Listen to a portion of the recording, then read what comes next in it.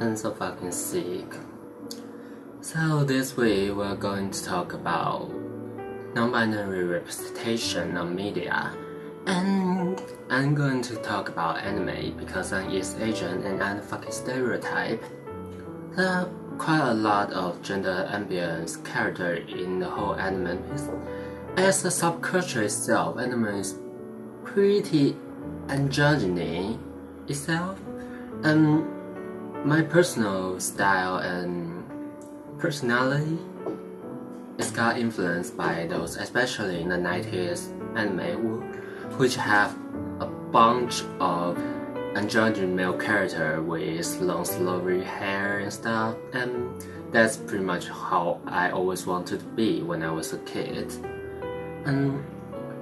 But the thing with non-binary representation is that you can't really tell if the character is non-binary or not, because the term non-binary is hardly ever been mentioned in media, and it's also a really new term. So also you can't really tell if someone is non-binary or not just by its representation of the gender performance, because it's an identity, and there are a lot of people who will presenting as androgynous, presenting as non-binary looking, but actually they are cisgender. For example, like Jeffree Star. If you've been through MySpace in 2005, you know Jeffree Star, and he is someone who is one of the biggest androgyny icon of like 2000s, but as such an androgynous icon and gender fucker himself, he do identify as a male. So while I'm talking about representation on this topic, I'm not gonna talk about the character that is just androgyny or gender bending or this type of a thing. Not just character who break gender rule, but the character who have the defining trait of non-binary gender inside, who have the identified trait they outside of gender binary. So first, we're gonna start with the classic, which is Sailor Moon, and there is a group on Sailor Moon called Stellar Starlight, and this is something that only happened in the anime version, because in the original manga version, they are both female who dress androgyny, but in the anime version, they are actually a male pop boy band, and they were male. They're still quite androgynous presenting, but they are male pop stars. But after they change into Sailor Soldier, they'll become female, because all the Sailor Soldier are female. That's pretty much the defining rule of Sailor Soldier, and that's pretty much one of the biggest gender fluidity presenting I've ever seen. A male assigned magical girl slightly become a subgenre after like mid 2000, but it's more associated with like female king and those ladyboy fetish, rather than pure gender bending and gender and binary breaking like early in the 90s. So even though there are quite some follow-up as similar situation, but there's no other presentation such great for my idea as a number representation as gender as Stellar Starlights.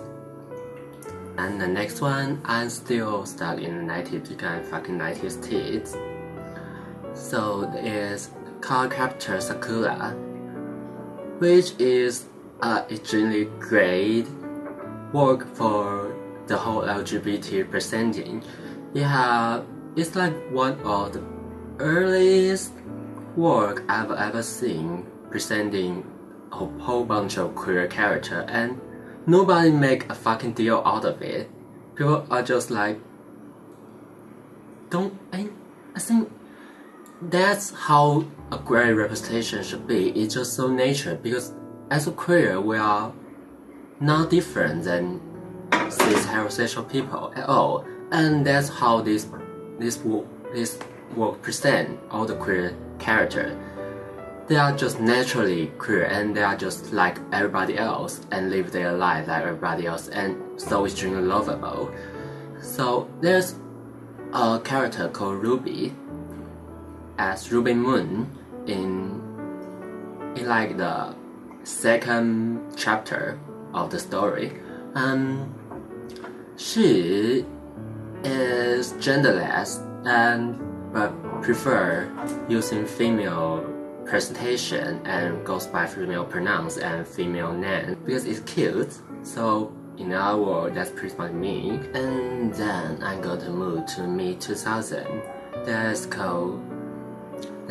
one called Outland High School Host Club. It's a story goes around in a fancy private school.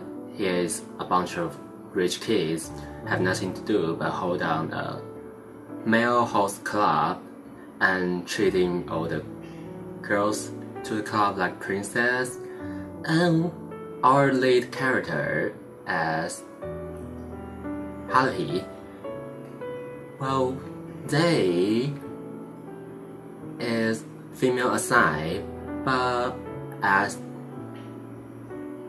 themselves said in I think it's just in first episode, that they don't care about gender presentation at all, and they don't really see themselves as in any gender, because being part of the member of the host club, they have to presenting themselves as a attractive male, and they find it completely fine.